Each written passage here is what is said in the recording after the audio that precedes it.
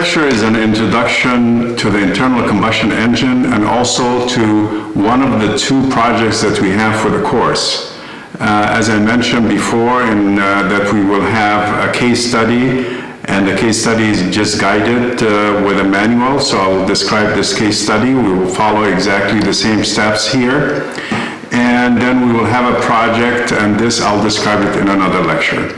So today I'm going to just focus on an overview of the internal combustion engine and how it is used in practice and the components that we will be designing.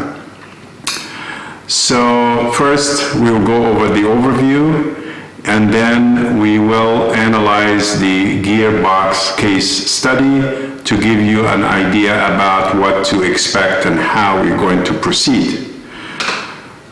If you look here, the four-stroke cycle is very common, and it is a marvel of mechanical engineering.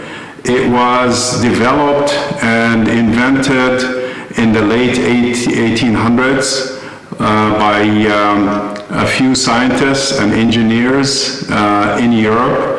The name that comes to mind is the Otto cycle, due to the German scientist Otto, but there are others, French scientists who were believed to have invented the four-stroke internal combustion engine. As you can see from the lecture here, from the viewpoint, we have the four-stroke cycle has a number of interesting features. We have the cycle is essentially two revolutions. One revolution here, and then a second revolution of the crankshaft. So it's a two-revolution cycle, and it is four strokes: the intake stroke, the compression stroke, the expansion stroke, and the exhaust stroke. So let's kind of discuss how it works. As you can see here, we have a cylinder, and in the cylinder we have a piston, and the piston is driven by a connecting rod, which is a subject of our design, and the connecting rod is connected to a crankshaft. So the crankshaft, as it rotates, the connecting rod connects it to the piston, and the function of the connecting rod is to change the rotational motion that we have to a linear motion, or vice versa. In other words, we get the combustion process in the cylinder, and it produces linear motion of the piston, and the linear motion gives us the rotational motion that goes into the axle and drives the vehicle. As you can see here, we have four different strokes, and the strokes can be realized in different stages. So if we look at the first stroke, the intake stroke here, we have two valves. One valve is an inlet valve and one is an exhaust valve. And in intake stroke, the exhaust valve is closed and the inlet valve is open. And in this way, we draw the fuel and air mixture inside the cylinder volume, and the cylinder moves up and down. Now there is a few parameters here to remember. The top center is TC, which is the highest point the cylinder reaches on the top of the cylinder, and the lowest point is called bottom center. So we have top center, bottom center, and the difference in the volume between that achieved at the top center minus that achieved in the bottom center is the total volume, that is, of the swept gases in the cylinder. However, the total volume is not swept completely, because we have to leave a small space in the top of the cylinder for ignition, and this space is called V sub C, and it's a clearance volume. So the displacement volume V sub D is the difference between the total volume V sub T and the clearance volume V sub C. Following this intake stroke, the two valves are closed, and then we start the compression stroke. And when we start the compression stroke, then the second half of the rotation of the cycle, because I said there's two cycles, so the first cycle now has a second half, and the second half pushes the crankshaft, pushes the connecting rod, and the connecting rod pushes the cylinder, the piston inside the cylinder to achieve very high compression. And then ignition starts with a spark plug, if it is spark ignition, and the ignition is in a volume, not necessarily the V sub C. It's a little bit bigger than V sub C, and it's critical to determine that volume for ignition. If we have ignition that is at very high pressures, we might not need a spark plug, and in this case, the ignition is spontaneous once you reach very high pressures.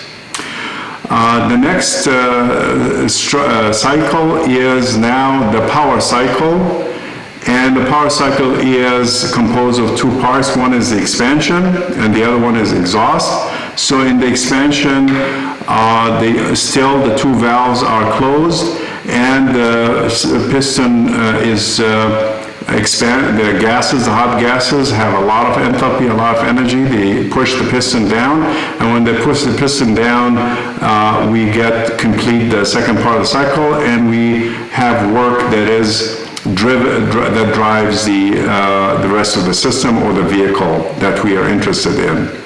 So in the intake stroke, we consume a certain amount of power. In the exhaust, in the expansion stroke, we gain almost five times as much power as we put into the intake stroke. So the net is positive, and that gives us the motion that is required. And finally, the last part of the cycle, the exhaust valve opens, and then the gases now are very hot. Usually they have temperatures that can reach 2,000 or excess of 2,000 degrees centigrade, maybe 2,500 degrees Kelvin, and then the gases are exhausted to the exhaust system, and essentially to the muffler and back to the environment. So the hottest part of the cycle is during this exhaust stroke. Next, we see now the basics. As I mentioned, then we have the top center is T sub C, and that is at the top here, T sub C. And then the bottom center is at the bottom position of the surface of the cylinder. And the V sub C is the minimum cylinder volume or clearance volume. This is V sub C.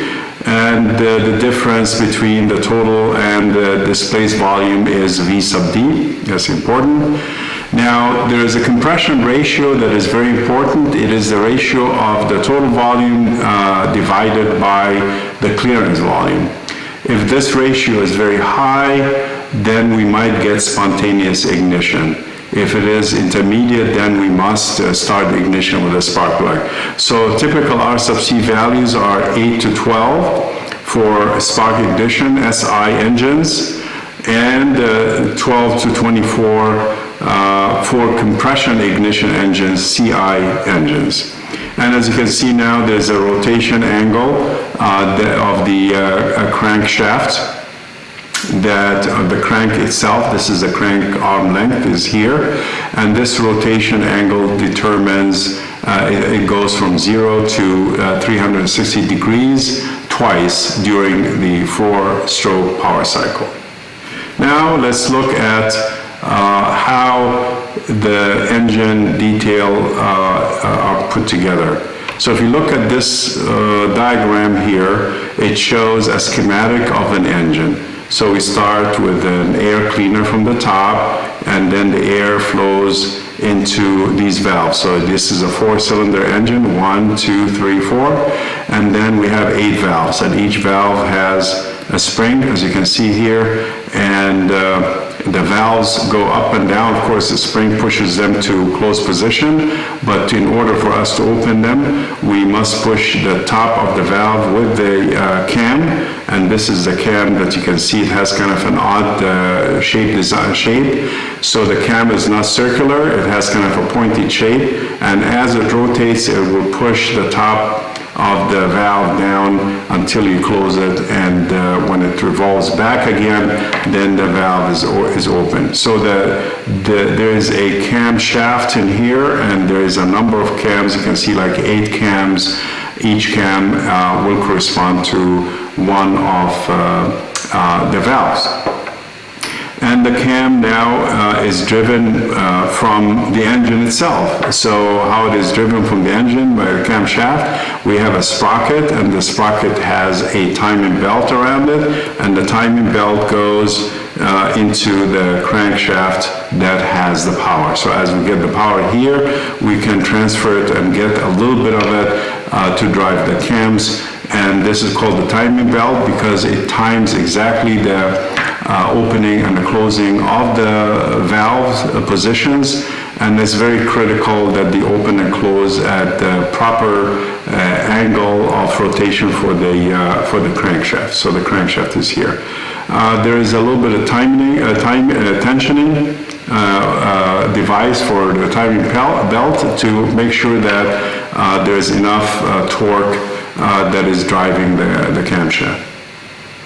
Now, if we go to the cylinders themselves, you can see that they are connected with the connecting rod, and this is important part. And the connecting rod, we have 4 of them, 1, 2, 3, 4, and these are all connected to the crankshaft. And the crankshaft is a little bit complex because it has an arm, and the arm is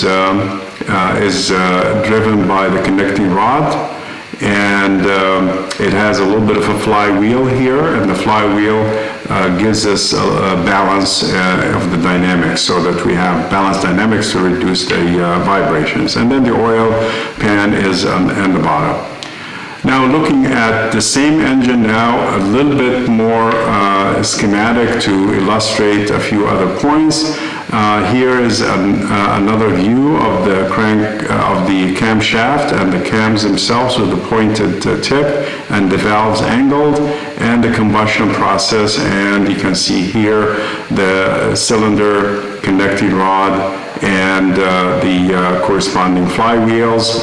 Now, what is additional detail is that each cylinder, as you can see, has a jacket or a cylinder walls that is cooled. So there's a little bit of, there's water circulating here. The reason is when the combustion process is completed, the gas temperatures can rise to 2500 degrees Kelvin or 2600 degrees Kelvin, and that can generate very high heat flux, maybe on the order of 1 to 10 megawatt per meter square at the hottest part, which is the exhaust. So these regions here have to be cooled very quickly, and otherwise we'll get very high thermal stresses.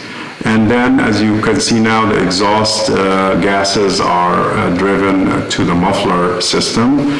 Additionally, we have an oil pan here to guarantee that we have enough lubrication for the cylinders themselves. If we look now at a real engine, this is a V8. It has 4 cylinders here, 4 cylinders from the other side, and is balanced.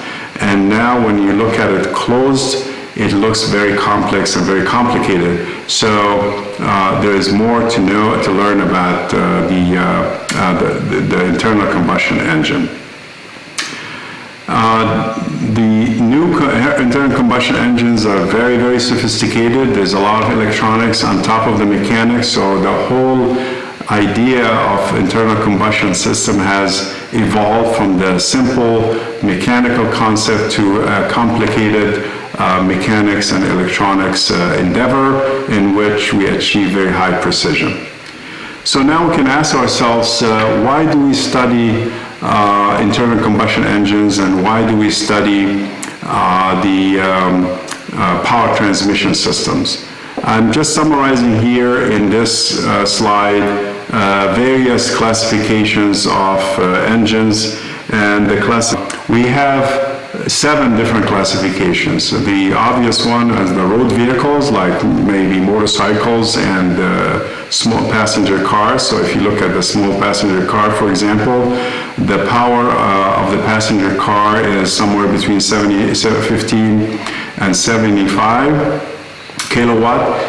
And the horsepower, if you look at in horsepower, 1 horsepower is like 1.5 roughly kilowatt. So you can think of these numbers as roughly horsepowers as well. So for the road vehicles, the horsepower varies from maybe tens to 200, 300 horsepower. As you can see, some go up to 400 or 500. And there could be spark ignition or diesel type systems. And the cycles are generally 4 cycles, except for motorcycles that have 2 cycles. And the cooling is specified as either air or water cooling for heavy duty road vehicles. The second category is off-road vehicles, like maybe agricultural machinery, recreational machinery, excavation, and so forth. Then the size of the vehicle is bigger, and it needs to be driven with a higher torque, so you require higher power of the engine. So the engines can go up to 2,000 kilowatt, like 2 megawatt. This is a pretty large size engine for military applications, for instance. If we have a situation where we're looking at a tank or pulling a big cannon, then you need like very high power to pull that, and that's usually diesel. So the higher the power, then you go to diesel applications. So we have road vehicles, we have off-road vehicles, we have also railroad, and railroad vehicles are rail cars, locomotives, and those are on the order of a few hundred to a few thousand kilowatt. Very, very large systems indeed. Now we finished the 3 categories of vehicles on road, off-road, and railroad. Then the next is marine, and then the next will be airborne. And again, the sizes get bigger, so the marine goes up to, in ships, up to 22 megawatt or maybe bigger in larger ships. And again, this is diesel, water cooled. The airborne vehicles are airplanes, helicopters, and these can go to 1,500 kilowatt, 1.5 or 1.5 megawatt, very large in the planes. Next is home use, like lawnmowers, snow blowers, and so forth. These are very light vehicles. And then finally, we go to the stationary systems, and the stationary like power cycles, and power cycles like building services, electric power, gas pipelines, and now you get into, again, the megawatt range. So all in all, as you can see here, internal combustion engines and the design of power transmission systems is everywhere in any system. And it is what defined mechanical engineering. And that's what we're going to be learning in this course. And with that, we have reached the end of this segment of the second lecture. Thank you for watching, and we'll see you on my next video.